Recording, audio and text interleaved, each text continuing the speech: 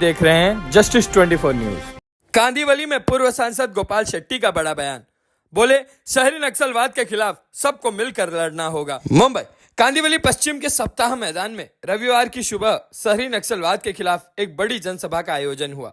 यह सभा उत्तर मुंबई के पूर्व सांसद गोपाल शेट्टी के नेतृत्व में आयोजन की गई थी। मुख्यमंत्री देवेंद्र फडणवीस द्वारा हाल ही में नागरिकों से शहरी नक्सलवाद के खिलाफ एकजुट होकर लड़ने के आह्वान के बाद इस जनसभा का उद्देश्य भी इसी मुहिम को आगे बढ़ाना था। कार्यक्रम में आमदार मनीषा ताई चौधरी, आमदार संजय उपाध्याय सहित एडवोकेट जेपी मिश्रा ने अपने विचार रखे और हजारों की संख्या में नागरिक मौजूद रहे। सभा को संबोधित करते हुए गोपाल शेट्टी ने कहा कि नक्सलवाद केवल जंगलों तक सीमित नहीं रहा, बल्कि अब यह शहरों की गलियों तक पहुंच गया है। उन्होंने कहा कि शहरी नक्सलवाद का असली चेहरा उन भ्रष्ट और मनमाने अधिकारियों, पुलिसकर्मियों और डेवलपर्स में दिखाई देता है जो आम नागरिकों के साथ अन्याय करते हैं। गोपाल शेट्टी ने दहिसर के शुक्ला कंपाउंड का मुद्दा उठाते हुए कहा कि वहां पिछले 40 से 45 वर्षों से रह रहे नागरिकों को बेघर करने वाले महानगर पालिका के कुछ भ्रष्ट अधिकारी वास्तव में शहरी नक्सलवाद का हिस्सा है। उन्होंने कहा कि जब बीएमसी अधिकारी नागरिकों के घर तोड़ते हैं जबकि वे दशकों से वहां रह रहे हैं, तो यह किसी हिंसक आंदोलन से कम नहीं, यह शहरी नक्सलवाद है। उन्होंने आगे कहा कि अन्याय करने वालों को बिना जांच के संरक्षण देने वाले पुलिस अधिकारी भी इस शहरी नक्सलवाद को बढ़ावा दे रहे हैं। 1962 के पुराने डेटम लाइन कानून का गलत उपयोग कर जमीनें हड़पने वाले डेवलपर्स और पुराने दस्तावेजों में हेराफेरी कर नागरिकों की संपत्ति पर कब्जा करने वाले बिल्डर, यह सब इस शहरी नक्सलवाद के आधुनिक रूप है। इस सभा में गोपाल शेट्टी ने बोरीवली के डिवाइन लॉन्स का भी मुद्दा प्रमुखता से उठाया। उन्होंने कहा कि निजी जमीन पर अनुमति प्राप्त निर्माण को बिना वजह तोड़ने वाले मनमाने बीएमसी अधिकारी और उन्हें बढ़ावा देने वाले लोग भी शहरी नक्सलवाद का उदाहरण है। उन्होंने भ्रष्ट इंजीनियरों और अधिकारियों पर निशाना साधा जो अवैध निर्माण को अनदेखा करते हैं और ईमानदार नागरिकों के खिलाफ कार्रवाई करते हैं। पूर्व सांसद गोपाल शेट्टी ने यह भी कहा कि प्रधानमंत्री नरेंद्र मोदी देश के विकास के लिए जो नीतियां बना रहे हैं उन्हें कमजोर करने की कोशिश मुंबई में कुछ भ्रष्ट बीएमसी अधिकारियों और बिल्डर लॉबी द्वारा की जा रही है। ट्रैफिक व्यवस्था और निर्माण कार्यों में रुकावट डालने वाले ऐसे तत्व भी शहरी नक्सलवाद का हिस्सा हैं। उन्होंने बताया कि धारा 354 के तहत नोटिस देकर जमीन मालिकों को बेवजह परेशान करने और तोड़फोड़ करने वाली महानगर पालिका की टीमें नागरिकों के अधिकार का हनन कर रही हैं। शेट्टी ने कहा कि जब बीएमसी प्रशासन नागरिकों को डराने और उनका जीवन अस्त व्यस्त करने में लग जाता है तो यह किसी भी लोकतांत्रिक व्यवस्था के लिए सबसे बड़ा खतरा बन जाता है। सभा में मौजूद नागरिकों ने गोपाल शेट्टी के वक्तव्य का जोरदार समर्थन किया और नारे लगाकर शहरी नक्सलवाद के खिलाफ एकजुटता दिखाई। शेट्टी ने अपने संबोधन में कहा कि यह एक राजनीतिक मुद्दा नहीं बल्कि आम लोगों के न्याय और अस्तित्व की लड़ाई है जिसमें हर मुंबईकर को आगे आना होगा। अब आइए देखते हैं जस्टिस 24 न्यूज पर इस सभा के दौरान उपस्थित लोगों ने क्या कुछ कहा इस रिपोर्ट में। क्या संदेश देंगे? आज शहरी नक्सलवाद के विरुद्ध एक बड़ा अभियान शुरू किया है, उसका आगाज होगा। मैं देवेंद्र फडणवीस जी को धन्यवाद देना चाहूँगा जिन्होंने इस आवाज़ को उठाया, शहरी नक्सलवाद के विरोध में लड़ो। और मेरा अंदर का आदमी जागा क्योंकि जो 2-5 विषयों पर मैं काम कर रहा हूँ तो मुझे लगा कि हमने लोगों में जागृति लाने की आवश्यकता है। मैंने एक अपील किया छोटा सा 2 दिन में और इतनी बड़ी संख्या में लोग आए और उनके सामने सारी बातों को मैंने रखा और मैंने जो बातें रखी है उन सारे बातों पर अंजाम तक पहुंचाने का काम मैं पार्टी के कार्यकर्ताओं को लेकर आने वाले दिनों में करूंगा। सबसे पहले मैं आपको आज दीपावली की शुभेच्छा। जिस तरह से आपने ये कार्यक्रम में उपस्थित होकर के लोगों का उत्साह बढ़ा, क्या कुछ कहेंगे? क्या मन में आया कि आप इतने सुबह आप आ गए?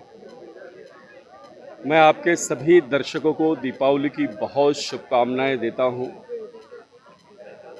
मैं सुबह उठने के लिए ही जाना जाता हूं। लोगों के मन में भ्रम होगा कि राजनीतिज्ञ देरी से उठते हैं, जब सर पे सूरज आता है तब आते हैं। मैं 6 बजे बोरीवली के मैदानों में रास्तों पर उपस्थित होता हूं और उसके लिए सुबह आया ये कोई नई बात नहीं, लेकिन हाँ, दिवाली पहाड़ की परंपरा है। आज गोपाल शेट्टी जी के नेतृत्व में एक अलग पहाड़ की शुरुआत हुई। भ्रष्टाचार के खिलाफ, अन्याय के खिलाफ, दादागिरी के खिलाफ, गुंडाशाही के खिलाफ, जिसको उन्होंने अर्बन नक्सल का नाम दिया, जहाँ पर सामान्य जन असहाय होता है, उसका शोषण होता है, उसके खिलाफ अत्याचार होता है। यह लड़ाई की आगाज़ उन्होंने की है। उनका साथ देने के लिए हम यहाँ पर उपस्थित हुए। तो नक्सलवादी को लेकर बहुत बड़ा मुद्दा उठाया गया। शहर में किस रूप में नक्सलवादियों का संख्या बढ़ रहा है?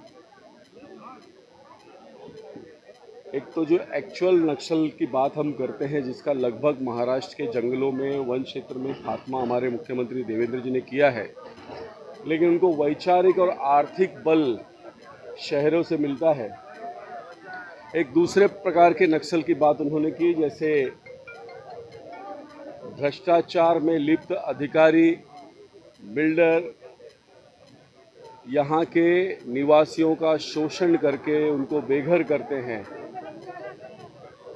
प्रशासन के अधिकारियों को पैसा देकर बिल्डिंग में उल्टा सीधा काम करते हैं और वर्षों के बाद उस बिल्डिंग के डिमोलिशन की बात होती है, करोड़ों रुपए देकर वो आदमी जो टैक्स भरता है असहाय महसूस करता है, उसको उन्होंने अर्बन नक्सल की बात की। 97 से नेशनल पार्क के झोपड़ावासियों को पर्यायी व्यवस्था देने का आदेश कोर्ट ने दिया, लेकिन अधिकारी अपनी मस्ती में मस्त हैं, वो गरीबों का ध्यान नहीं देते और अचानक बुलडोजर लेकर पहुंच जाते हैं। इसको अर्बन नक्सल का उन्होंने नाम दिया। और इसके लिए वनवासी हो, दलित हो, सामान्य जन हो, टैक्स पेयर हो, मुंबई में इतने सारे बिल्डिंग बिना ओसी के कैसे बन जाते हैं? बिल्डिंग के अंदर बहुत सारी एमिनिटी बनाए बगैर बिल्डिंग को ओसी कैसे मिल जाती है? तो जो भ्रष्ट अधिकारी है उनके खिलाफ भी बोलने की आवश्यकता है। आदमी ये डर के कि मैं बोलूँगा तो मुझको फंसा दिया जाएगा। मालवनी में एक परिवार जिसके पूरे परिवार पर 15 बरस की बेटी से 70 बरस की मां पर हमला किया जाता है और 12 दिन तक पुलिस आरोपियों को अरेस्ट नहीं करती। उस परिवार के लिए लड़ने की बात, ऐसे अलग अलग मुद्दों पर आज सुबह बात हुई है। प्रधानमंत्री नरेंद्र मोदी जी के नेतृत्व में, मुख्यमंत्री देवेंद्र फडणवीस जी के नेतृत्व में, हमारे सांसद पीयूष जी के नेतृत्व में हमने यही सीखा है कि जिसको न्याय की आवश्यकता है उसे न्याय मिलना चाहिए, जो असहाय है उसके लिए लड़ना चाहिए। दीन दलित उसकी सेवा के लिए दीनदयाल जी हमारे पार्टी के संस्थापक, उन्होंने कहा था अंतिम व्यक्ति तक सत्ता पहुंचनी चाहिए।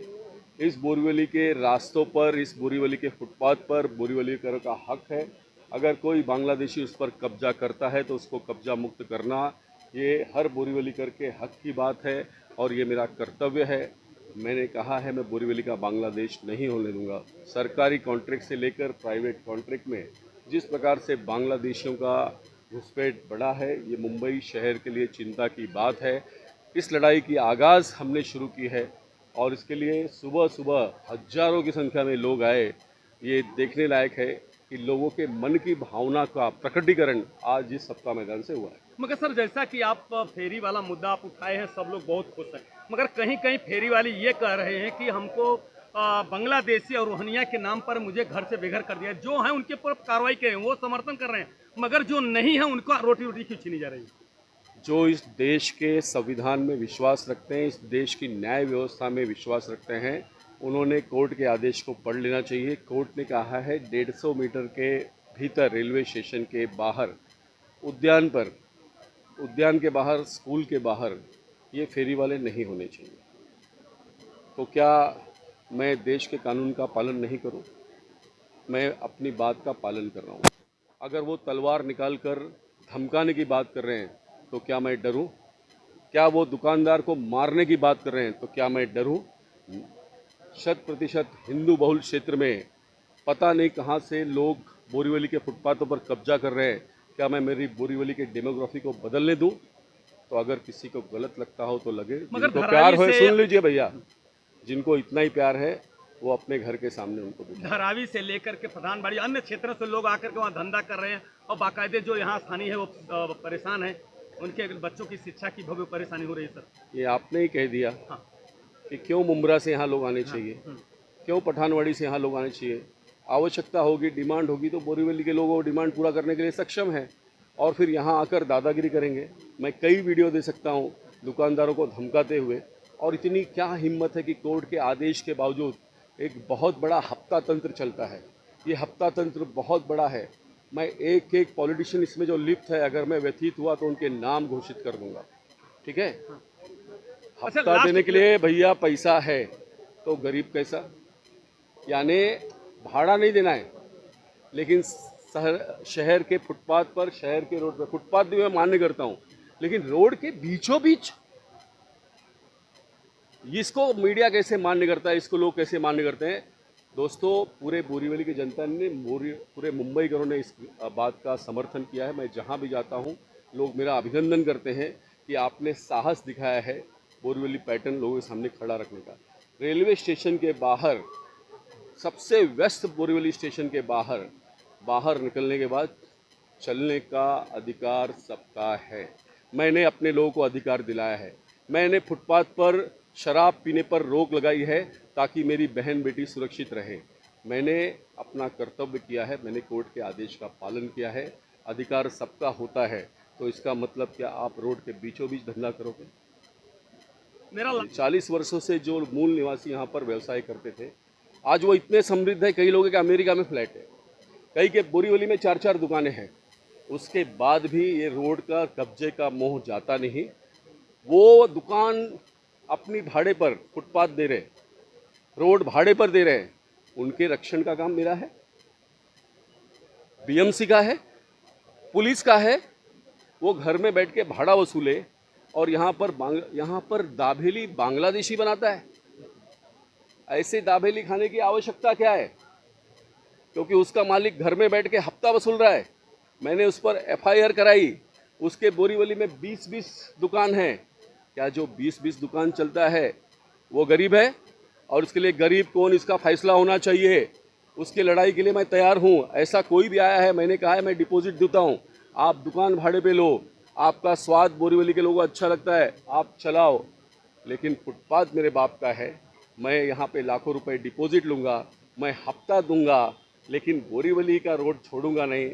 तो उनको चेतावनी भी। मेरा एक सवाल है कि आप इतना पढ़े लिखे, सब लोग चर्चा करते हैं पढ़े लिखे और शिक्षित, और सबसे मृदुल भाषी बोले जाते, गुस्सा आपके चेहरे पे नहीं रहता, मगर पहली बार जन सुनवाई के दौरान भी उत्तर विभाग में जो आक्रोश आपको देखने को मिला, क्या कारण? पढ़ा लिखना होना ये लाचारी का प्रतीक होता होगा, लेकिन मैं राष्ट्रीय स्वयंसेवक संघ का स्वयंसेवक हूँ। हिंदुत्व मेरी रग रग में है। अगर मालवनी में एक परिवार को इस प्रकार से मारा जाता है कि सर पर 8 टिके हो, हाथ जलाया जाता है, माँ को मारा जाता है, 15 वर्ष की बेटी को मारा जाता है, 22 वर्ष की बेटी को मारा जाता है, 12-12 दिन तक पुलिस कार्रवाई नहीं करती, और उसके बाद अगर मैंने खामोश बैठता हूँ तो माफ़ करना, मैं डरपोक नहीं, मैंने चूड़ियाँ नहीं पहन के रखी। मेरे हिंदू भाई के हित के लिए, परिवार के लिए आक्रामक होना पड़ा, लड़ना पड़ा, तो मैं लड़ूंगा, उसको न्याय दिलाऊंगा। परिवार के लिए अगली भूमिका क्या होगी? ये परिवार के लिए अगली भूमिका क्या होगी जिसको मेरी बात के कारण अब प्राइवेट हॉस्पिटल से निकलकर उसको शताब्दी में एडमिट किया गया है। जब तक सारे आरोपी अरेस्ट नहीं होते, मेरा आंदोलन शुरू रहेगा। धन्यवाद। गोपाल शेट्टी इतनी बड़ी संख्या में उपस्थित है, आप क्या बोलें? मैं ये जरूर कहूँगी कि पहले अपना नाम बताइए। अच्छा, मैं बीना परेश दोषी में हूँ, माजी नगर सेविका। मैं ये भी जरूर कहना चाहूँगी कि हम लोग 4 साल से हम लोग सीट पे नहीं है, इलेक्शन नहीं हुआ है, फिर भी हमने हमारे गोपाल भाई को जिस तरह से काम करते हुए देखा है, वो इस तरह से ही काम करने के हमको उनके पास से जो प्रेरणा मिली है, इनके लिए मैं गोपाल भाई का बहुत बहुत अभिनंदन करूँगी। आज जो मुद्दा उठाया है, और ये भी दिवाली के समय में जो मुद्दा उठाया है, और हज़ारों लोगों के मन में मैं तो ये कहूँगी कि कहीं ना कहीं कुछ भी न होते हुए घर में भी अपने लोग से, या कुटुंब में अपने लोग से, या सोसाइटी में अपने लोग से भी कुछ अन्याय होता है, तो ये भी नक्सलवादी ही कहा जाता है। तो साहब ने आज हम कहे मुकेश भाई, तो साहब ने बहुत ही सुंदर आज विषय उठाया है, जो हमें ऊर्जा, हम जैसे कार्यकर्ता को ऊर्जा देने वाला विषय है, जो हमको नहीं समझ पड़ती थी और ज़्यादा समझ देने की उन्होंने आज जो बात रखी है, और जो व्यक्ति ने यहाँ अपना बात बताई है कि ये हुआ वो हुआ, उससे भी हमें उनकी चीज़ वाकिफ़ हुई है। हम भी आज बराबर 14 साल हो गए हैं, लेकिन जो साहब किया है या कर सकते हैं, वो हम आज भी उनके पास से सीखना चाहेंगे कि ये भी करना चाहिए। और कहाँ से प्रॉब्लम शॉर्ट आउट होता है, देखो झगड़ा से भी शॉर्ट आउट होता है, आंदोलन से शॉर्ट आउट होता है, कभी कभी शांति से भी शॉर्ट आउट होता है। तो हम सभी चीज़ लेकर के आगे बढ़ने वालों में से है। एक छोटी सी चीज़ भी अगर हो जाए तो उसको कैसे शॉर्ट आउट करना जिस तरह से वो उन्होंने कहा, सर से ताई, जिस तरह से उन्होंने कहा है कि अभी तो लड़ाई बहुत बाकी है, अभी बहुत लड़ाई लड़ेंगे, क्या उनकी उस लड़ाई में आप साथ में रहेंगे? 100%, 1000% हम साहब के साथ में, जो मैंने आपको पहले ही कहा कि साहब मेरे गॉडफादर है। यहाँ लाने में साहब का बहुत बड़ा हाथ है। जब मैं महिला मोर्चा अध्यक्ष थी, उसके बाद में वार्ड की अध्यक्ष थी, उसके बाद में महिला का सीट हुआ और महिला शक्ति को उन्होंने पहचाना और वो लेकर के आज जो मैं आई हूँ, मैं बिल्कुल मेरे गोपाल भाई के साथ 1000% हूँ और मेरे सभी कार्यकर्ता बेटी आप संघर्ष करो, हम तुम्हारे साथ हैं। धन्यवाद।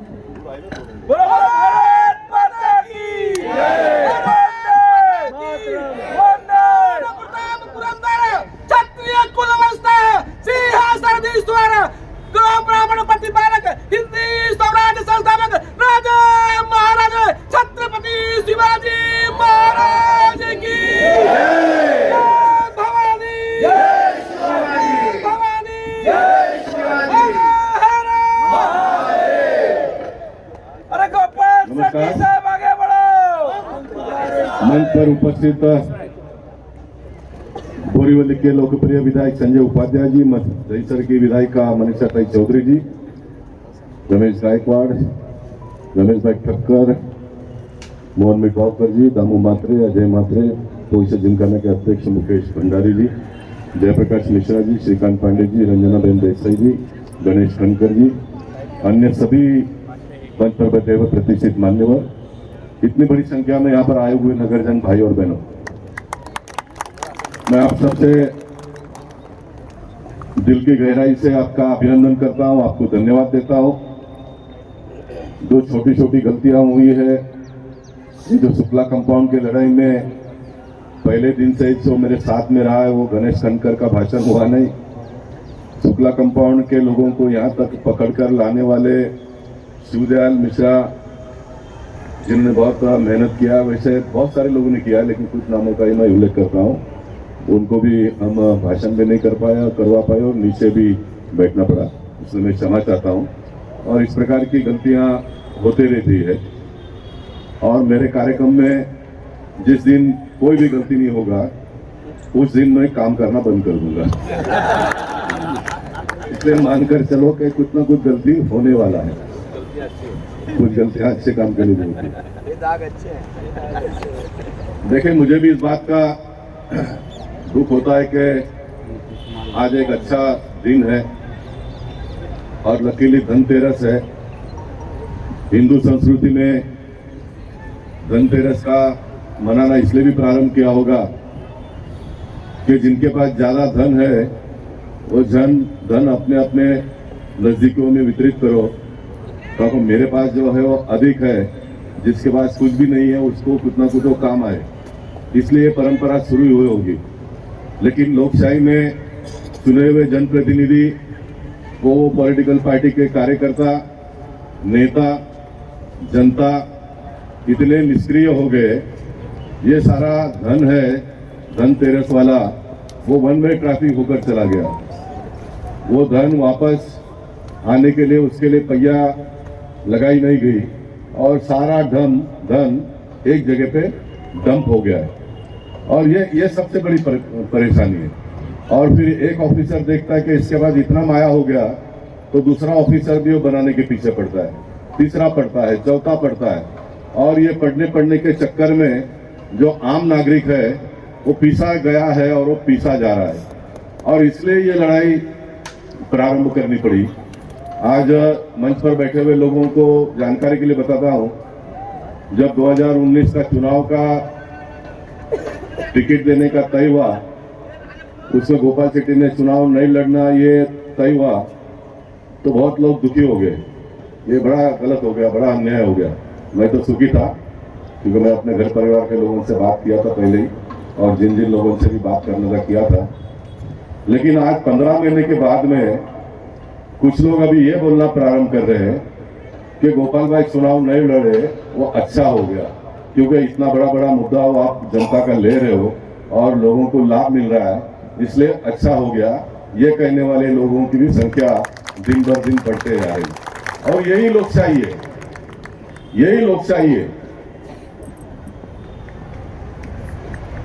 एक लड़की बहुत खूबसूरत है, सुखी है, संपन्न है, होशियार है, लेकिन फिर भी उसकी शादी नहीं होती है। और एक लड़की बदसूरत है, गरीब है, कुछ समझ में भी नहीं आता है, बहुत ज्यादा पढ़ा लिखा भी नहीं है, लेकिन उसकी शादी हो जाती है। तो कौन सा अच्छा है? जिसकी हो गई जिसकी शादी हो जाती है वो अच्छा है ना। हाँ, वही। हाँ? इस धरती पर जन्म लेने के बाद में जो रस्म होता है उसको फिर बैठ गई और उसकी शादी हो गई। इसलिए किसी को पद मिल जाए, बड़े से बड़ा पद मिल जाए, लेकिन वो पद गरीब आदमी के लिए जिसके ऊपर अन्याय होता है उसके ऊपर नेशावर करने की अगर उसमें बुद्धि और मन भगवान ने नहीं दिया होगा तो पद का मतलब क्या है? वो पद का कोई मतलब नहीं है।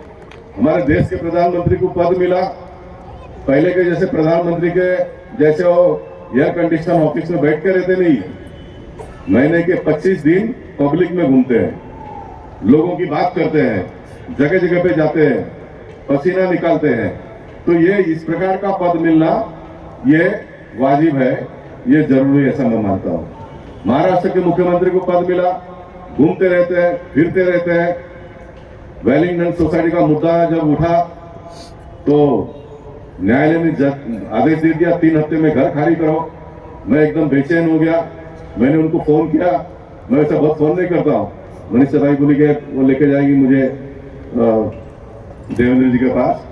मैं ये तय कर रहा हूँ कि मैं देवेंद्र जी के पास नहीं जाऊंगा। मेरे जो भी मुद्दे हैं मैं मेरे विधायकों को दूंगा। अगर आप लोग को लगता है कि ये मुद्दा सही है तो आप लोगों ने ले जाना है। आप लोग को लगता है मुद्दा सही है, मुझे समझा दो, उस मुद्दे को हम छोड़ देंगे। लेकिन मुद्दा देवेंद्र जी तक ले जाकर उसको न्याय के अंजाम तक पहुंचाने का काम हम सब लोगों का है। क्योंकि मैं नहीं जाऊंगा, मैं देवेंद्र जी को मिलने जाऊंगा तो फिर मेरे बाकी के काम होते नहीं, इसलिए मैं नहीं जाऊंगा। और ये मैं इसलिए बता रहा हूँ कि देवेंद्र जी जब मैंने फोन किया तो जालना थे, वो जालना थे, तो उन्होंने मेरा फोन उठाया तुरंत, मेरे से उन्होंने बात किया और मैंने उनको कहा कि आप तुरंत महानगर पालिका के आयुक्त को फोन करिए कि ये गलत हो रहा है। और गोपाल शेट्टी जो कह रहा है कि जो रूल के हिसाब से बिल्डिंग पास हुआ है वही रूल के हिसाब से ऑक्यूपेशन सर्टिफिकेट मिलना चाहिए। और वो तो वकील से लेके मुख्यमंत्री तक बने, वो तो 1 मिनट में विषय को समझते हैं। उन्होंने तुरंत फोन किया और फिर मुंबई महानगर पालिका के कमिश्नर के साथ में बात किया। मैंने बात आगे बढ़ी, महापालिका के कमिश्नर मुख्यमंत्री प्रधानमंत्री का सुनते हैं लेकिन बहुत जल्दी अमल में लाते नहीं। आप बहुत जल्दी अमल में लाते नहीं तो संजय भैया इसका मैकेनिज्म भी मुझे और आपको ही बनाना पड़ेगा, मुझे और आपको ही बनाना पड़ेगा। कमिश्नर अगर बताता होगा कि नहीं मैं हूँ तो वो कौन है ये भी दिखाने का हमको आने वाले दिनों में काम करना ही पड़ेगा। यही लोग चाहिए भैया, यही लोग चाहिए। आपके घर में छोटे बच्चे हैं 3 साल के 5 साल के, वो मम्मी के पास चॉकलेट मांगती है। मम्मी अगर उसको समय पे चॉकलेट नहीं देती है तो फिर वो मांगने का स्टाइल बदली कर देता है, बुमा बोम करता है, लोटपोट हो जाता है, मम्मी घबरा जाती है, उसको चॉकलेट दे देती है। ये चुने हुए जनप्रतिनिधियों को इस प्रकार के एक्टिव मोड में आना पड़ेगा तो ही आप काम कर पाओगे। ऑफिसर के पास जाओगे, ऑफिस बोलता साहब यहाँ बसा, कुछ नहीं बसा भी साहब, पहला फाइल निकाल, साइन कर, उसके बाद में बैठूंगा, चाय भी पीऊंगा और घर पे जाऊंगा। ये आपका होना चाहिए। नहीं तो इनको इतना इस प्रकार का ट्रेनिंग दिया हुआ है, ये आपको एकदम आसानी से ऐसा पट्टी पड़ा के भेज देते हैं जैसा पूरा स्वर्ग ही हमको मिल गया, पूरा स्वर्ग ही मिल गया। अब लोग कहेंगे, मैं 2-3-4 मुद्दे पे आता हूँ। लोग कहेंगे कि गोपाल शेट्टी तो इतने लंबे समय से काम करते हैं, लेकिन ये सांसद पद छूट जाने के बाद में इतना एक्टिव कैसे हो गए? ये आता होगा ना सबके मन में, कुछ लोगों के मन में ये भी आता होगा कि चलो अभी टाइम है इसलिए करते हैं। ऐसा नहीं है। मेरे पास जब भी समय था तो मैं करता था, और मैं करता तो किसी को दिखाई देता नहीं था वो, क्योंकि लोगों को लगता है सांसद ही है ना, इसका काम ही है, इसका बोलना इसका काम ही है, चिट्ठी लिखना इसका काम ही है। लेकिन अभी इसलिए दिखाई देता है, अभी लोग बोलते हैं ये सांसद नहीं है फिर भी घूमते हैं, फिरते हैं, काम करते हैं, लड़ते हैं, संघर्ष करते हैं। इसलिए देखने का जो नजरिया है वो आप लोगों का बदल गया है। गोपाल शेट्टी वही है। ये इसके पीछे का एक बात है। और ये 4 मुद्दे का दूसरा जो टेक्निकल बात है वो अभी मैं आपको बताता हूं। नेशनल पार्क का मामला कितने साल से चल रहा है? 97 से चल रहा है, 27 साल हो गए। कोर्ट ने बोला था पर्याय जगह दे दो, तोड़ो। सरकार ने घर नहीं बनाया, पर्याय जगह दिया नहीं, टूटा नहीं, लोग वहां पर रह रहे। आरटीआई एक्ट्रेस फिर वापस कोर्ट में गए और उन्होंने कहा कि कमर्शियल तो तोड़ो कम से कम। तो ये नेशनल पार्क के ऑफिसर कमर्शियल वो 200 फुट का 300 फुट का दुकान जो चलता था वहां पर वो तोड़ने के लिए आए। अब ये सरासर गलत है ये तोड़ना। मैं फिर एक बार सारे लोगों को बताता हूं, संजय बाग नेशनल पार्क में 2 भाग है। एक भाग जो संजय गांधी नेशनल पार्क में जो झोपड़े आदिवासियों के बने हैं वो निकालना एक भाग है, और केतकीपाड़ा जो प्राइवेट फॉरेस्ट ऐड हुआ ये दूसरा भाग है। दोनों की स्टोरी अलग है। संजय गांधी नेशनल पार्क में जो आदिवासियों का बना हुआ है, मैं एमएलए था तब से अच्छा सरकार ने स्कीम बनाया। नेशनल पार्क के हाईवे के बाजू में जो जगह थी वहां पर ग्राउंड प्लस 1 का 550 स्क्वायर फीट का उनको घर बनाकर देंगे। वहां पर टॉयलेट उनके लिए होगा, वहां पर बच्चों को बालवाड़ी होगा, वहां पर सभी प्रकार की सुविधा उनके लिए होगी। लेकिन ये आदिवासी समाज के लोग मानते नहीं है। उनको न मानने की स्थिति पे कुछ पॉलिटिकल पार्टी के लोग लाते हैं, क्योंकि इनका राजनीतिक कैरियर का कायम रहना चाहिए। मैंने कल भी कहा, खुलकर कहा गणेश नाइक जी के सामने, मैंने पहले भी कहा है, मैंने चिट्ठी भी लिखी है। भाई 550 स्क्वायर फीट का घर मिल रहा है, आप ले लो, नेशनल पार्क खाली कर लो। आदिवासियों का जमीन अगर है तो उसको जमीन के बदले में जमीन मिलना चाहिए। इनका किसी का जमीन नहीं है। अभी मोदी जी ने, मुर्मू जी आने के बाद, राष्ट्रपति हमारे मुर्मू बनी, उसके बाद में फिर एक बार फॉरेस्ट एक्ट में अमेंडमेंट किया। मैं जब पार्लियामेंट में था उसमें यही अमेंडमेंट किया कि पूरे देश में वन विभाग में रहने वाले लोगों को जब तक पर्याय जगह नहीं दिया जाता है तब तक उनको निकाला नहीं जाएगा। यही कहा है उन्होंने, यही कहा है। तोड़ फोड़ करके निकालो ये नहीं, घर दो और फिर निकालो। इसलिए 2 बातें अपनी जगह पर है। मैंने कल भी कहा गणेश नाइक जी के सामने, मनीषा ताई भी थी, संजय उपाध्याय भी थे, मैंने कल भी कहा कि आप एक मॉडल बनाओ ग्राउंड प्लस 1 का, बना दो फसला, तो लोग आकर देखेंगे तो प्रभावित हो जाएंगे। हम लोग भी पैसा किसी में लेकर घर जाते हैं, एम्यूनिटी देखते हैं, ये देखते हैं, वो देखते हैं, फिर खुश हो जाते हैं ना। ये मेहुल भाई ने इतना सारा एम्यूनिटी बना दिया, उसमें गिरा के एक भी वापस जाता ही नहीं, बुक करके ही जाता है। तो एम्यूनिटी दिखाओ उनको तो घर ले लेंगे। अब ये संजय भैया तुम लोग जरा मनाओ, मेरा भाषा तो उनको समझ भी नहीं आया। मैं आज भी कहता हूँ कि ग्राउंड प्लस 1 का 550 फुट का घर बना देने का, एक 2-4, और वो लोग आकर देखेंगे और पूरा एक मॉडल बना देने का। यहाँ तुमको बालवाड़ी होगी, यहाँ बच्चों को खेलने के लिए जगह होगा, तो खुश हो जाएंगे। दूसरा, एक आदिवासियों को मैंने कहा कि जो जंगल में जो फल फूल जो भी पकते हैं उसका अधिकार तुम्हारा है, तुम उसको निकालो, लाओ, बेचो, तुम्हारा रोजी रोटी चले, उसमें भी कोई प्रॉब्लम नहीं। ये सरकार ने माना नहीं है, लेकिन ये मैंने सुझाव दिया है। तो ये मैंने कहा नेशनल पार्क का पहली बार परसों कोर्ट में जजमेंट आ गया। पहली बार कोर्ट ने सरकार को कहा कि भाई कब जगह देते हो, कितने दिन में देते हो, कहां देते हो बताओ। ये घर तोड़ो बोड़ो करके जो भाषा होती थी वो भी बंद हो गया। सरकार ने कहा कि हम कमेटी बनाते हैं। न्यायालय ने कहा कि अभी तुम्हारा कमेटी बंद कर दो, पॉलिटिशियन का और ऑफिसरों का, रिटायर्ड न्यायाधीश का कमेटी बनाओ। अब ये रिटायर्ड न्यायाधीश का कमेटी बनेगा, वो जो भी सुझाव देंगे सरकार मान लेगी। मुझे लगता है कि नेशनल पार्क का जो समस्या है वो दूर हो जाएगा। केतकीपाड़ा के बारे में देवेंद्र फडणवीस जी ने कहा है कि हम केतकीपाड़ा के लोगों को वहीं स्थायी कर देंगे, सिर्फ रेसिडेंस लोगों के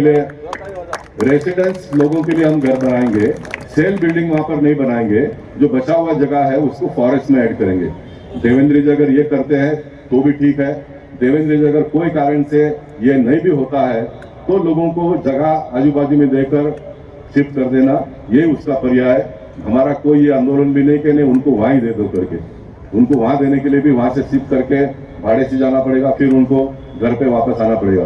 अगल बगल में बन के मिलता है तो डायरेक्ट शिफ्टिंग हो जाने का, जान छूट जाती है, छोड़ दो, खत्म करो मामले को, ठीक है, ये मामले को खत्म करो। अब लोगों ने इसके बारे में टिप्पणी भी की, जब गोपाल शेट्टी बोरली में रहते हैं, गोपाल शेट्टी कैंपाकोला के लिए क्यों दौड़ते हैं, गोपाल शेट्टी बोरली में रहते हैं, गोपाल शेट्टी वेलिंगटन के लिए क्यों दौड़ते हैं। साहब आपके घर में कोई बीमार पड़ जाता है, मुंबई में सब दवा दारू आप लोग कर लेते हो, लेकिन आपके घर में एक बुजुर्ग आदमी है जो गांव में रहता था, वो इधर आ गया, तो वहाँ के घर के लोग बोलते हैं उसको बुलाओ, इसका बीमारी का इलाज उसको जल्दी पता चलता है, वो आएगा तो ठीक हो जाएगा। ऐसा बहुत लोग बोलते हैं कि नहीं। अभी मेरी बीवी भी कभी कभी बोलती है माँ थोड़ी बीमार है, जाके देख के आते हो। अभी है ना, ये उम्र का तकाजा होता है, वो माँ को दवा खाने से वो बच्ची का मुंह देख लिया तो उसका बीमारी दूर हो जाता है। तो वेलिंगटन सोसाइटी के लोगों को लगता है कि गोपाल शेट्टी आने के बाद ही हमारा प्रॉब्लम सॉल्व हो सकता, तो गोपाल शेट्टी ने जाना चाहिए कि नहीं जाना चाहिए? जाना चाहिए ना, जाना चाहिए, क्योंकि मुझे कानून मालूम था, मुझे उसके रूल्स एंड रेगुलेशन मालूम थे। ये ऑफिसर लोग, आप लोग पेपर में पढ़ेंगे, ये नक्सलवाद, ये ऑफिसरों का नक्सलवाद, 38 करोड़ रुपया उनको बोला तुमको भरना पड़ेगा, उनको बोला तुमको नया पार्किंग का सिस्टम डेवलप करना पड़ेगा, उसमें 8 करोड़ का दूसरा खर्चा, 38 और 8 46, और पूरा सोसाइटी का ओपन स्पेस जो बच्चों को खेलने के लिए है वो सारा का सारा बिगड़ जाएगा। ये इन्होंने कहा कि करो तो हम तुमको ऑक्यूपेशन सर्टिफिकेट देंगे। मैंने उनको कायदा का बुक बताया और रूल बताए, हमने कहा कि ये कानून इसको लागू होता नहीं, इसको ये कानून लागू होता है। अब सारे लोग मान गए। आने वाले दिनों में आप पढ़ेंगे वेलिंगटन सोसाइटी के लोगों को सिर्फ कुछ करोड़ रुपए में ऑक्यूपेशन सर्टिफिकेट मिल जाएगा, कुछ करोड़ रुपए में। कुछ करोड़ यानी कितना, तो मैं कहता हूं विपुल 10 करोड़ के अंदर पैसा भरकर उनको ऑक्यूपेशन सर्टिफिकेट मिल जाएगा। ऐसे बहुत सारे बिल्डिंगों को मुंबई शहर में बहुत ही आसानी से ऑक्यूपेशन सर्टिफिकेट मिल जाएगा। इसमें मुंबई भारतीय जनता पार्टी के अध्यक्ष अमित साटन जी, पूर्व अध्यक्ष पालक मंत्री आशीष शेलार जी, और पालक मंत्री दूसरे मंगल प्रभात जी, जिन्होंने उनका विधानसभा का क्षेत्र होते हुए भी उन्होंने मुझे कहा कि गोपाल भाई आप इसमें ध्यान डाल दिए, उनका, और असीम गुप्ता जो यूडी के सेक्रेटरी है, उन्होंने बहुत बड़ा रोल अदा किया और ऑक्यूपेशन का पूरा मसूदा तैयार किया, पेपर में आ गया। दिवाली के बाद अभी कॉर्पोरेशन के लोग रूल बनाएंगे और ऑक्यूपेशन सर्टिफिकेट मिलना प्रारंभ हो जाएगा। ये बहुत बड़ा काम हो जाएगा, एक बहुत बड़ा काम हो जाएगा। ये काम मैं पहले भी उठाता था कॉर्पोरेशन में, बार बार उठाता था, लेकिन मानते नहीं थे। अब थोड़ा मैं लाइन लेवल छोड़कर बोलने लग गया। अब ये छोटे मोटे जो टीवी के लोग भी मुझे मदद कर रहे हैं, बड़े बड़े टीवी के लोग तो कोई आते नहीं, लेकिन इनकी आवाज भी पहुंच जाती है, इनकी आवाज समाज तक पहुंच जाती है, तो इससे बहुत बड़ा लाभ मिला है। शुक्ला कंपाउंड, ये बराबर ये मुद्दा मैंने उठाया। बोरेली दहिसर में 45 साल से प्राइवेट जमीन पर है, प्राइवेट जमीन पर शुक्ला कंपाउंड है। मालिक अभी भी भाड़ा लेता है उनसे। मालिक ने, एक जमीन मालिक ने दूसरे मालिक को जमीन बेच दिया, ये अधिकार है बेचने का। दूसरा मालिक जो लिया, अब उसका नाम नहीं लूंगा क्योंकि थोड़ा कॉम्प्रोमाइज मोड पर आ रहा है, उसका नाम नहीं लूंगा। दूसरा मालिक ने लिया, उसका कहना है कि मैंने लोगों को समझाया कि तुम्हारा एसआरए नहीं है, इतना पैसा लो निकल जाओ, मैं बिल्डिंग बनाऊंगा। अब जो पैसा दे रहा था 10 लाख 15 लाख, उसमें तो कोई घर भी नहीं मिलेगा। तो हमने उनको कहा कि मैं आपको एसआरए करके देता हूँ, आपको पहले से ज्यादा कमाने को मिलेगा और सारे लोगों को घर मिलेगा। अब ये ऑफिसरों को पूछता है, ऑफिसर बोलते नहीं होगा। अब ये ऑफिसरों का मानता है क्योंकि ऑफिसर पढ़े लिखे है, गोपाल शेट्टी पढ़ा लिखा नहीं है, ऐसा उसको लगता है।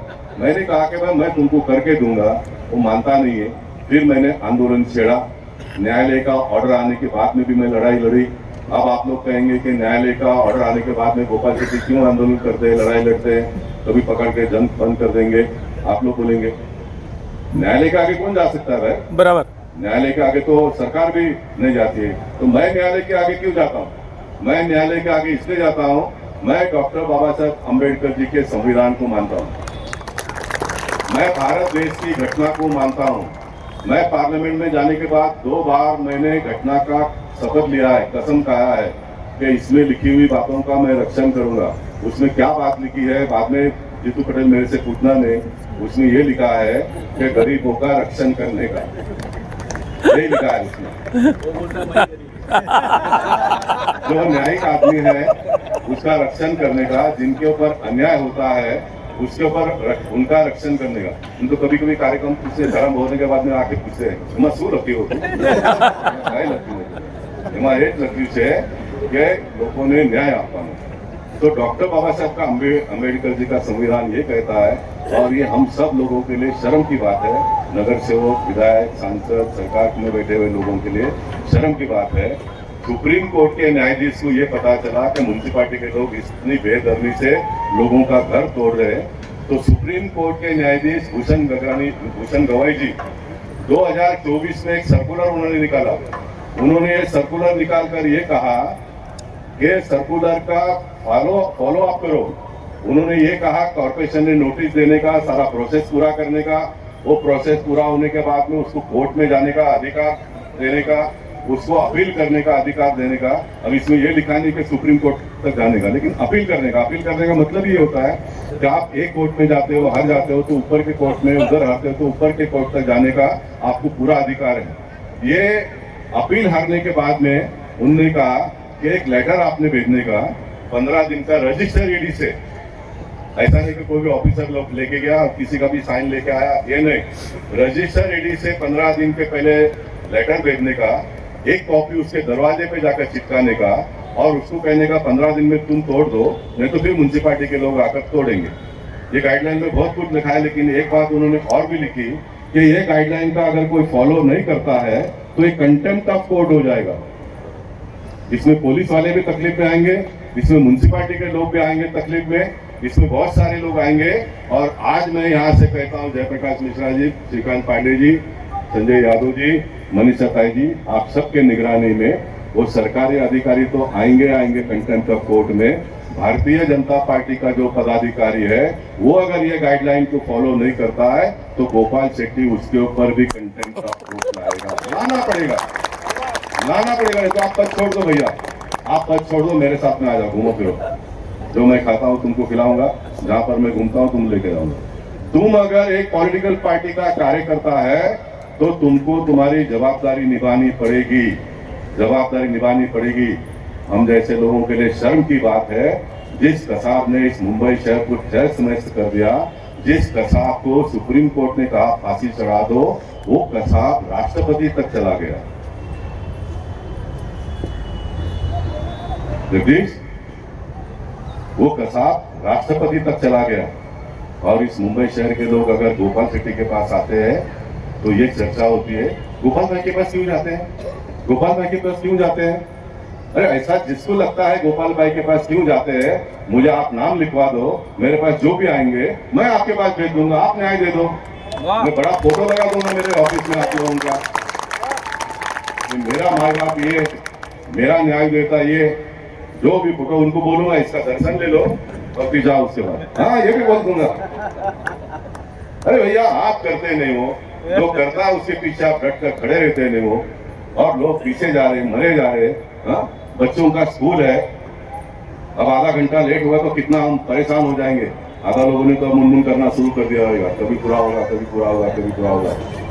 ये कभी पूरा होगा का उत्तर सुन लो। जो गरीब का घर तोड़ा जाता है वो उसके बच्चे कहाँ रहेंगे, इसका उत्तर मुझे बताओ और फिर चले जाओ सब लोग, चले जाओ सब लोग। ये कैसे चलेगा? कोई तो बताओ मुझे। ये नहीं चलेगा। ये कमलेश यादव यहाँ पर बैठे हैं, लालजी पाड़ा का वो टापू है। अरे बाजार में जाते हैं लोग, बाजार में मैं वो रील देखते हो तुम लोग, ये रील ऐसा ही नहीं बना है, रील वास्तविकता स्टोरी पे से बना है। वो बाजार का ठेली ले लेते हैं, मार्केटिंग अगर परचेस नहीं किया तो ब्लाउज के अंदर से पैसा निकाल लेते हैं। पिछले 6 महीने में 3 तो मर्डर हो गए साहब। बिहार में मर्डर होता तो उसका टीवी में हम लोग यहाँ पर बैठकर सुनते हैं, लेकिन अपने कांदोली में मर्डर हो गया है, मर्डर हो रहा है। तो ये लोकशाही को जागरूक करो। इसलिए मैंने ये साल में सोचा दिवाली का पाठ, कोई गाना सुनने के लिए मैं नहीं जाऊंगा, मैं लोगों का गाना सुनूंगा। नहीं दिया, मैं गाना सुनूंगा और गाना के मुताबिक आने वाले दिनों में काम करूंगा। विषय बहुत सारे हैं, लेकिन मैं आपको इस बात की गारंटी देता हूं, आज धनतेरस है, शुक्ला कंपाउंड का जो घर टूटा है हाई कोर्ट सुप्रीम कोर्ट के ऑर्डर से, उन सारे लोगों को भी मैं घर दिलाऊंगा। मैं बहुत बड़ी बात कर रहा हूं, जिनका कोर्ट के ऑर्डर से घर टूटा है उसको भी मैं घर दिलाऊंगा। और मैं दिखाऊंगा कि भारतीय लोकशाही क्या होती है। इस मुंबई शहर में एक 200 फुट के घर में रहने वाले व्यक्ति गोपाल शेट्टी को उठाकर आप लोगों ने इतना बड़ा बनाया है, तो उसमें से क्या मटेरियल, क्या केमिकल बाहर निकलता है और वो केमिकल लोगों के जीवन में किस प्रकार का बदलाव लाएगा आने वाले दिनों में, ये मैं देखूंगा। मैं पार्टी के कार्यकर्ताओं से इतना भी कहूंगा कि मैंने आज कोई नेताओं का फोटो नहीं छापा, क्योंकि मेरे पास आज कोई पद नहीं। मैं जब सांसद था तो 6 के 6 विधायकों का मैं फोटो लगा देता था, लेकिन मैंने बताया सबको, योगेश सागर जी ने भी आने का कहा, भाई गिरकर ने तो सामने से कहा कि आप नहीं बुलाओगे तो भी मैं आऊँगा, कोई प्रॉब्लम होगा इससे नहीं आए हो। लेकिन मैं इस प्रकार का काम करते रहूँगा। जिनको लगता है जनहित का काम है, मेरी तो स्टाइल ही है, वक्त स्मूथ कर लीजिए। और घोषणा ऐसी दीजिए कि भ्रष्टाचारियों की नींद खुल जाए कि टाइगर अभी जिंदा है। तैयार है? आगे पीछे। भारत माता के, भारत माता के। जो लोग हाथ नहीं उठा रहे हैं, गोपाल भाई, मेरी लड़ाई है, मैं बोरीवली में बांग्लादेशियों को रहने नहीं दूंगा। वो चाहे टेक्नीशियन हो, चाहे वेटर हो। भारत माता की जय पर जिसका हाथ नहीं उठा, बगल वाले ध्यान में रखो, वो बोरीवली में रहना नहीं चाहिए। भारत माता के, भारत माता के। वंदे वंदे छत्रपति शिवाजी महाराज की जय भवानी। हर हर भारत रत्न डॉक्टर बाबा साहेब आंबेडकरांचा जय। प्रकाश जी, वैसे मैं सुबह 7 बजे मीटिंग लेने के लिए जाना चाहता हूँ। सुबह 7 बजे भूमि पूजन करता हूँ, 7 बजे उद्घाटन करता हूँ, लेकिन 7 बजे जाहिर सभा करने वाला कोई है तो वो गोपाल शेट्टी है। दिवाली में हम दिवाली पहाड़ करते हैं, लेकिन ये जो पहाड़ है, ये उस पहाड़ से अलग इसलिए है। संगीत और कला हमारे जीवन में तो होना ही चाहिए, लेकिन हम संगीत के आनंद में सोए रहेंगे और भ्रष्टाचारी हमारा शोषण करेंगे, ये न हमें बर्दाश्त है, न गोपाल शेट्टी को बर्दाश्त है। और इसके लिए दिवाली में सुबह 7 बजे उन्होंने आह्वान किया, और मैं आप सबका भी अभिनंदन करता हूं। त्योहार होने के बावजूद, संडे होने के बावजूद, इस लड़ाई में आप सबने गोपाल शेट्टी का साथ देने का निर्णय किया। आप सभी यहां पर जिस संख्या से उपस्थित है, गोपाल भाई के मन में शंका नहीं रहती, लेकिन उन्होंने कुछ लोगों से कहा, अरे भाई आएगा कि नहीं। ऐसे कई लोग जो सुबह 7 बजे नहीं उठते गोपाल भाई, आज वो 6:30 बजे मैदान में उठकर खड़े थे। ये आपके लिए प्रेम है। ये लड़ाई गोपाल शेट्टी अपने लिए नहीं करती। पांडे जी ने उल्लेख किया कि मैंने बोरीवली स्टेशन साफ किया। कोई ये नहीं पूछता कि क्यों साफ किया। लोकसभा चुनाव में पराजय क्या मिल गई अगर बोरीवली स्टेशन में तलवार निकलकर ये भाषा बोली जाती है, विधानसभा चुनाव हो जाने दो, फिर कैसे जीते हो, ये हम बताएंगे। तो जब तक हम हैं बोरीवली में तलवार की भाषा तो नहीं होने दूंगा। बोरीवली की सड़कें, बोरीवली के रास्ते, बोरीवली के फुटपाथ, ये लोगों के लिए है, ये उनका भी अधिकार है। और कुछ लोगों ने मुझे गालियां देते हुए कुछ अधिकार की बात की है। गोपाल भाई, दीपावली के बाद मैं ऐसे कुछ तथाकथित नेताओं के सोसाइटी के बाहर आंदोलन करने वाला हूं, उनके गेट के ऊपर हॉकर्स को बिठाने वाला हूं कि भाई दूसरे के रास्ते पे हॉकर बैठते आपको बड़ा मजा आता है। जब अपनी इतना ही प्यार है तो अपनी सोसाइटी के गेट पे बिठाओ, सोसाइटी के अंदर बिठाओ, तब मानूंगा आपका बहुत बड़ा प्रेम है। ये बोरीवली के डेमोग्राफी को बदलने की जो साजिश है, जिसका 98% मानस हिंदू है, ये कहां से लोग आते हैं बोरीवली के फुटपाथ पे और इनकी क्या आवश्यकता है, ये प्रश्न मैं आपके सामने रखना चाहता हूं। बिल्डर आजकल कानून भगवान सबके ऊपर हो गया है। गोपाल भाई, मैं ज्यादा बोलूंगा नहीं क्योंकि हम सब आपको सुनना चाहते हैं। आपने जो विषय रखा है वो केवल विषय नहीं है, तो उस विषय के लिए दुनिया आपको गाली दे तो भी उस गरीब के हक की लड़ाई के लिए आप मैदान में खड़े हैं, आपने आपकी चिंता नहीं की। और मैंने भी यही भूमिका रखी है कि जिन लोगों ने बोरीवली को भारतीय जनता पार्टी का गढ़ बनाया, वह एक भी बोरीवली कर बोरीवली से बाहर नहीं जाना चाहिए। वो सबके सबका हक का घर बोरीवली में होना चाहिए। और अगर कोई बिल्डर दादागिरी करता है, बाउंसर लाता है, बहन बेटियों को धमकाता है,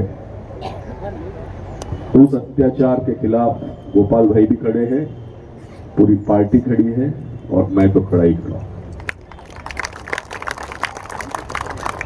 और जल्द ही बोरीवली के 2 बड़े भ्रष्टाचार दिवाली के बाद प्रेस कॉन्फ्रेंस लेकर जाहिर करूंगा। और उसके लिए जिन भ्रष्टाचारियों ने बोरीवली की जमीन को अपने बाप की बपौती समझ के रखी है और कुछ भी हेराफेरी कर सकते हैं, उनको मीडिया के माध्यम से चेतावनी देता हूं कि जाग जाओ। गोपाल भाई ने इसको अर्बन नक्सल का रूप दिया है, लेकिन सरकारी जमीन अपने बाप की, सरकार के डिपार्टमेंट के सब पेपर में हेराफेरी हो जाएगी।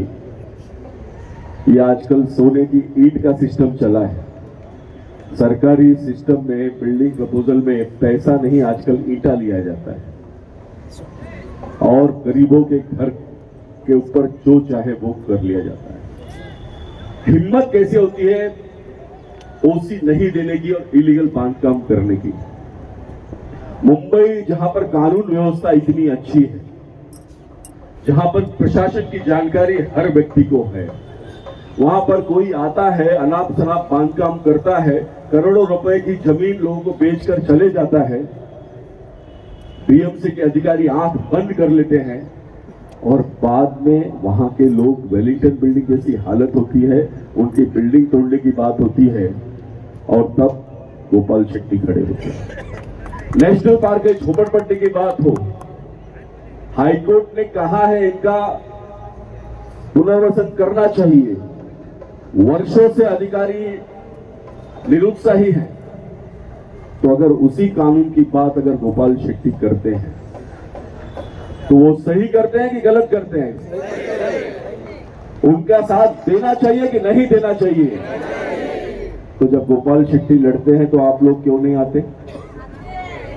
कुछ कुछ आते हैं। कौन आता है गोपाल भाई को सब मालूम है। और इसलिए आज गोपाल भाई ने बड़ी लड़ाई के पीछे एक लिटमस टेस्ट किया है। लिटमस टेस्ट क्या होता है? उससे पता चलता है। तो आज आप सबने सिद्ध कर दिया है कि गोपाल भाई आप आगे बढ़ो, गोपाल भाई आप संघर्ष करो। और ठक्कर साहब, बाप बाप ही होता है, बाप से बड़ा बनना ही नहीं होता है। और बेटा कितना भी बड़ा हुआ तो बाप से छोटा होता है। गोपाल शेट्टी हम सबके बाप हैं और उनसे बड़ा ना हमको बनना है ना कोशिश करना है। गोपाल भाई, सुनना तो आपको है, विषय बहुत है, लेकिन जब आपने यह पत्र भेजा तो लगा सामान्य जन की समस्या के लिए एक व्यक्ति जब अंदर से लड़ना चाहता है और उस लड़ाई में कभी कभी वो व्यतीत होता है, लेकिन फिर भी हिम्मत नहीं हारता, उस व्यथा में गोपाल शेट्टी जी हैं। गोपाल भाई, मेरा नाम संजय है। महाभारत में संजय ने जो कुछ हुआ था वो बताया था और गीता में भी उसके बहुत उल्लेख हैं। मैं कहता हूं, युद्ध के मैदान में दुविधा की स्थिति कभी नहीं होनी चाहिए। आपकी लड़ाई जन सामान्य के लिए है, दीन के लिए है, दलित के लिए है, गरीब के लिए है, असहाय के लिए है। इस उत्तर मुंबई में या मुंबई में भ्रष्टाचारियों में दहशत होनी ही चाहिए। ये जो नया नया अर्बन नक्सल का कॉन्सेप्ट है कि पैसा दो और कुछ भी कर लो, 20-25 लाख बीएमसी में जमा कर दो और बिल्डिंग तोड़ डालो और लोगों को बेघर कर दो और 10-10 साल तक भाड़ा मत दो। ये लोग जब ऑफिस में आते हैं और रोते हैं तो कभी कभी जनप्रतिनिधि होने पर, असहायता होने पर तकलीफ होती है। उनको जब हम बोलते हैं कि कानून में आपकी मदद करने का नियम नहीं है तो असहायता महसूस होती है। और उसके लिए बोरीवली की एक बहुत बड़ी लड़ाई उन पगड़ीधारी लोगों के लिए भी है जिनको बेघर कर दिया गया है, जिनको कोई किराया नहीं, जिनके पास केवल एरिया सर्टिफिकेट है, लेकिन उनका घर बनेगा कि नहीं बनेगा, इस लड़ाई को जिस दिन अंजाम पर लेकर जाएंगे उस दिन जनप्रतिनिधि होने का अभिमान होगा। मालवणी का बात किया गोपाल भाई, बोरीवली की बूथ प्रमुखा विनीता शर्मा, उसका परिवार मालवणी में रहता है। बिल्डिंग में रिपेयरिंग हो रही थी, अनाप शनाप रिपेयरिंग हो रही थी। हर बिल्डिंग में कंडीशन होती है, हेवी सामान है सीढ़ी से ले जाओ, लाइट सामान है लिफ्ट से ले जाओ। उस राजपूत ने केवल इतना ही कहा, आप हेवी सामान लिफ्ट से ले जा रहे हो, बार बार लिफ्ट बंद हो रही है। बोला जिस व्यक्ति ने उसको मारा होता मेरे समझ में आता। उसकी 70 बरस की मां को मारा, उसकी 15 बरस की बेटी को मारा, 22 बरस की बेटी को मारा, उसकी पत्नी को मारा, उसके बेटे को मारा। मुंबई में ये आपको बर्दाश्त है क्या? और 12 दिन तक आरोपी पकड़े नहीं जाते, उसके बाद हम खामोश रहना चाहिए क्या? केवल हिंदू नहीं तो किसी भी परिवार के साथ ऐसा हो, ये अन्याय है। और इस अन्याय के खिलाफ लड़ना है, अर्बन नक्सल के खिलाफ लड़ना है, ऐसा मैं मानता हूं। मैं गोपाल जी को बहुत धन्यवाद देता हूं, उनके इस आंदोलन को समर्थन देता हूं। और जहां जहां गोपाल भाई न्याय के लिए, भ्रष्टाचार के विरोध में लड़े हो, केवल अगर सोशल मीडिया पे समझ भी जाए तो जैसे आज त्योहार होने के बावजूद आप लोग आए, लोकतंत्र को जिंदा रखने के लिए, भ्रष्टाचार के खात्मे के लिए, उस लड़ाई में आप सब साथ दीजिए। इतना ही आपसे अनुरोध करता हूं, मेरी बात को समाप्त करता हूं। धन्यवाद। जय हिंद, जय महाराष्ट्र। बहुत बहुत धन्यवाद बोरीवली के दमदार